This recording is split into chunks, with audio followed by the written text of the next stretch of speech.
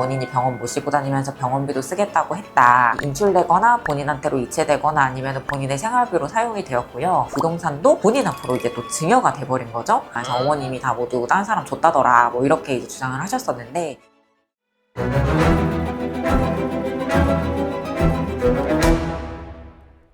안녕하세요. 알쓸 상속의 신은정 변호사입니다. 오늘은 인지장애를 가지고 있는 부모님이 계시다면 누구나 좀 걱정하실 수 있는 사안에 대해서 이야기를 해보려고 하는데요. 상속재산 분할 과정에서 이제 인지장애가 있는 어머님의 재산이 특정 자녀에게로 이체 출금이 되었던 사례에 대해서 말씀을 드리겠습니다.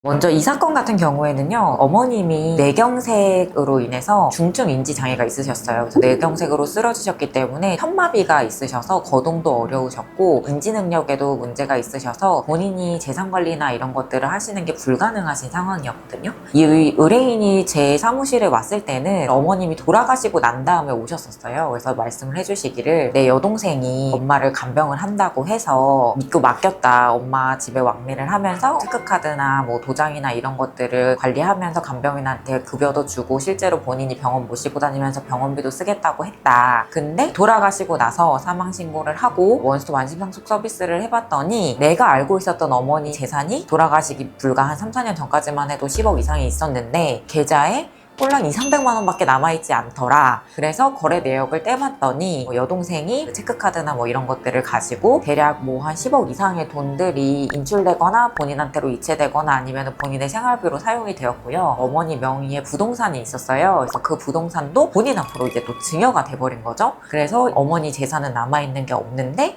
이거를 도대체 어떻게 해야 되냐. 여동생이 너무 괘씸하다. 그렇게 오셨던 케이스였거든요. 한 가지 참 아쉬웠던 점은 어머니께서 중증 인지장애를 가졌을 때 후견 사건의 사실을 하셨으면 굉장히 좋았을 텐데 그냥 개인적으로 관리를 하시다 보니까 관리가 전혀 되지 않은 거죠. 이제 와서 어머니가 돌아가신 후에 상속소송이나 부당이득 반환 청구나 이런 걸로 진행을 해야 되는데 그렇게 하자니 굉장히 복잡해졌던 그런 사건입니다. 그때는 간병비를 쓴다고 해서 인출을 했으나 사실 그 돈의 규모나 인출된 시점, 인출이 된 지점 이런 것들을 봤을 때는 간병비로 사실 볼 수 있는 금액은 불과 뭐 한 2천만 원, 3천만 원 정도밖에는 없었고요. 현금으로 인출을 할 일이 거의 없었음에도 불구하고 대부분의 재산들이 소비가 되었던 거여서 이 부분을 좀 상속 소송을 통해서 되찾아오는 게 핵심이었습니다.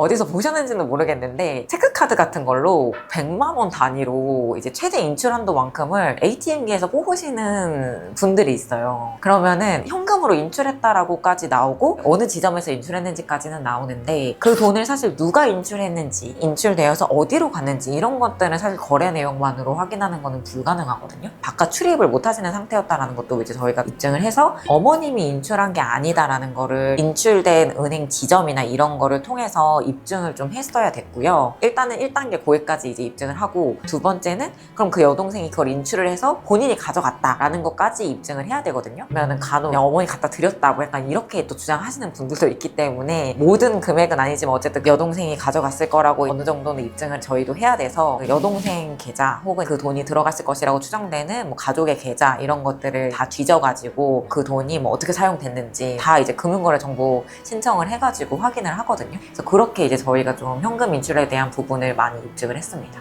비트코인을 많이 사셨더라고요.